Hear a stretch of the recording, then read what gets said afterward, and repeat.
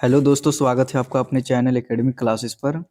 आज हम लोग झारखंड सरकार यानी कि अनुसूचित जाति अल्पसंख्यक एवं पिछड़ा वर्ग कल्याण विभाग के द्वारा जो स्कूल संचालित किए गए हैं उसमें एडमिशन का जो प्रोसेस है वो शुरू कर दिया है। तो उसके बारे में जानेंगे कि इसमें कितना सीट है, लास्ट डेट कब है, इसका एग्ज़ाम प्रोसेस क्या होता है और इसका एग्ज़ाम डेट कब है और इसमें कौन ऐसे स्टूडेंट है जो इसका फॉर्म फिल कर सकता है। हम तो उससे पहले आप लोग ज़रूर वीडियो को शेयर करें वैसे स्टूडेंट के पास में जो इसका फ़ायदा उठा सके, और वीडियो को लाइक करें, चैनल को सब्सक्राइब करना ना भूलें। तो यहाँ पे दिया हुआ है कि परीक्षा का आयोजन, संचालन एवं परीक्षा फल का प्रकाशन विभागीय पात्रांक 41 दिनांक 24/12/2019 के आलोक में किया जाएगा।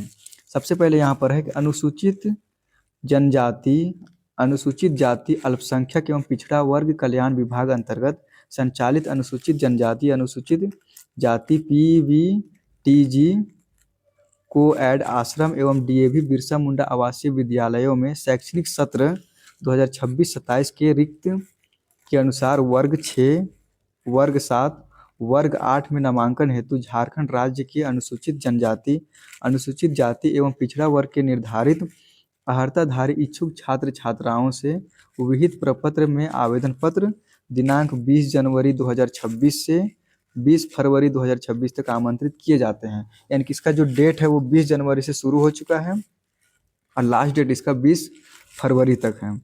इसमें रिक्त की संख्या, यहाँ पे जो रिक्ति की संख्या है उसके बारे में जानेंगे, कौन से स्कूल में कितना रिक्त पद है। पहले रांची जिला में यहाँ पे दिया हुआ है पिछड़ी जाति बालिका आवासीय +2 उच्च विद्यालय जेल रोड रांची में क्लास 6 के लिए 40 है, क्लास 7 के लिए और क्लास 8 के लिए दोनों के लिए एक भी सीट नहीं है। फिर रांची में ही अनुसूचित जाति आवासीय बालक उच्च विद्यालय कमड़े रांची में ये क्लास 6 में 32, क्लास 7 में 19 और क्लास 8 में 6 सीट बचा हुआ है।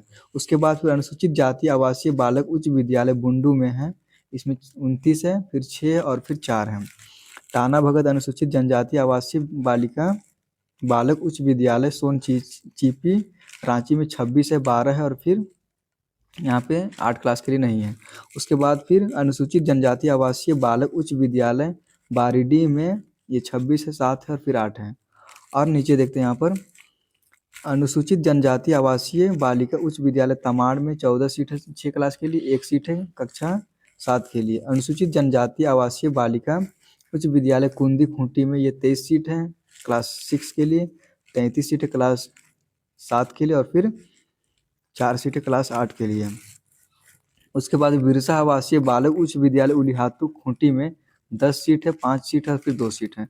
आश्रम आवासीय बालक विद्यालय रनिया खूंटी में 42 सीट है, 4 सीट है और फिर 2 सीट हैं। उसके बाद फिर नीचे दिया हुआ यहाँ पर आश्रम आवासीय बालक विद्यालय रनिया में ये भी 42 है, 4 है, 4 है। उसके बाद तपकारा खूंटी में 19 है, फिर डोम्बारी खूंटी में 8 है, उसके बाद फिर सखुआ पानी गुमला में 20 है और 28 है। जो भी पार्ट में गुमला में 30 है, उसके बाद फिर 15 है। कांदा पार्ट गुमला में ये 40 सीट है, 5 सीट है, उसके बाद फिर 9 सीट है।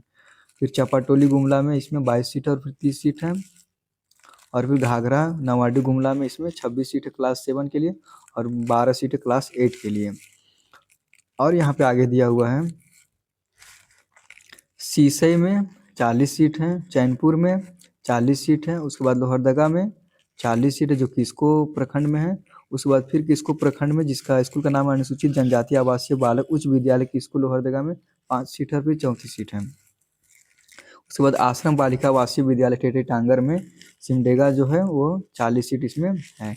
अब यहाँ पे इसका आवेदन पत्र प्राप्त करने का स्थान को देखते हैं। तो यहाँ पे दिया है कि वर्ग 6, 7 एवं 8 का आवेदन प्रपत्र संबंधित जिला परियोजना निदेशक ITDA कार्यालय, जिला कल्याण पदाधिकारी कार्यालय, प्रखंड कल्याण पदाधिकारी एवं संबंधित विद्यालय से प्रत्येक कार्य दिवस में प्रातः 10 बजे से अपराह्न 5 बजे तक निःशुल्क वितरण किया जाएगा। यानी कि पहले तो आप लोग जिला में मिलेगा, उसके बाद अगर वहाँ नहीं मिल रहा तो आप लोग प्रखंड कार्यालय यानी कि BRC में जा सकते हैं।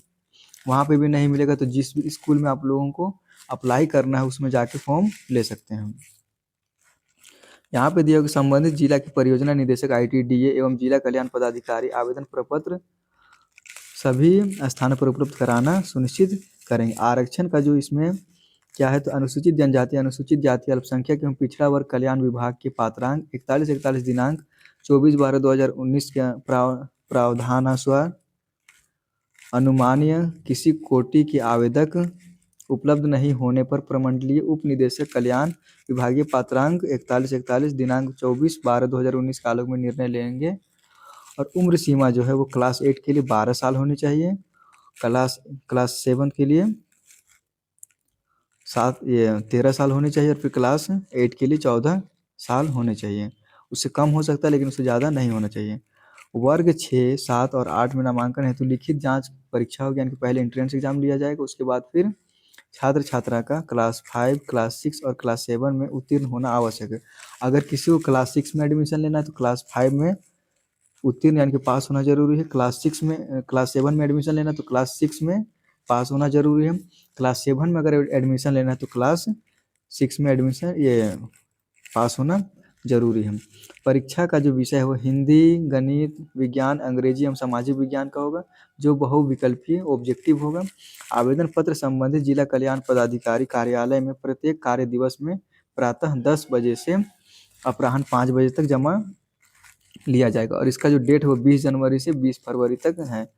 आवेदन पत्र जमा करते समय आवेदन पत्र के साथ आवेदक का जन्म प्रमाण पत्र एवं आधार कार्ड का जो फोटोकॉपी होगा उसको देना जरूरी है। परीक्षा का समय 8 मार्च 2026 है और ये एग्जाम जो है 3 बजे से लेकर 5 बजे तक जिला के उपायुक्त, जिला कल्याण पदाधिकारी द्वारा निर्धारित परीक्षा केंद्रों पर आहूत की जाएगी। इसमें दिया प्रवेश परीक्षा फल प्रकाशन की तिथि जो है वो मार्च की तृतीय सप्ताह परीक्षा फल का प्रकाशन किया जाएगा। नामांकन है तो चयनित छात्र छात्राओं की सूची विद्यालयों एवं जिला कल्याण पदाधिकारी की सूचना पट एवं समाचार पत्रों में प्रकाशित की जाएगी।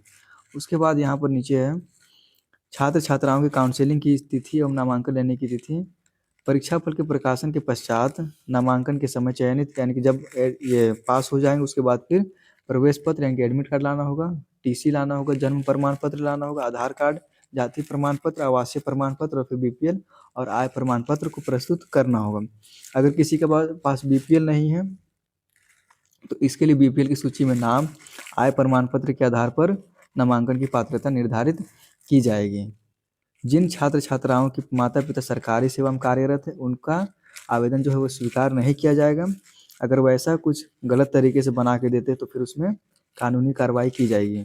चयनित छात्र छात्राओं को परीक्षा फल प्रकाशन एवं काउंसलिंग के पश्चात नामांकन कराना अनिवार्य होगा। क्लास 6, 7, 8 में नामांकन हेतु प्रवेश परीक्षा में सम्मिलित होने वाले छात्र छात्राओं को सरकारी मान्यता प्राप्त जहां अध्ययनरत हो के प्रधानाध्यापक द्वारा उनके नामांकन आवेदन पत्र में अंकित छात्र छात्रा का जन्म तिथि, क्लास 5, 6 और 7 में अध्ययनरत उत्तीर्ण होने के तथ्यों को अपने विद्यालय की मुहर एवं पूर्ण हस्ताक्षर से अभिप्रमाणित कराते हुए आवेदन पत्र अग्रसारित करेंगे। यानी कि काउंसलिंग के टाइम में जहाँ पे भी आप लोग पहले पढ़ रहे थे 5 में, 6 में या फिर 7 में, तो उसमें प्रधानाध्यापक यानी कि प्रिंसिपल के साथ में ये और फिर या फिर प्रिंसिपल या फिर हेडमास्टर का साइन लगेगा। साइन के साथ में उसका जो मुहर रहता है उसको लगाना जरूरी है। प्रवेश पत्र जिला कल्याण पदाधिकारी कार्यालय में जिला कल्याण पदाधिकारी के हस्ताक्षर से निर्गत किया जाएगा।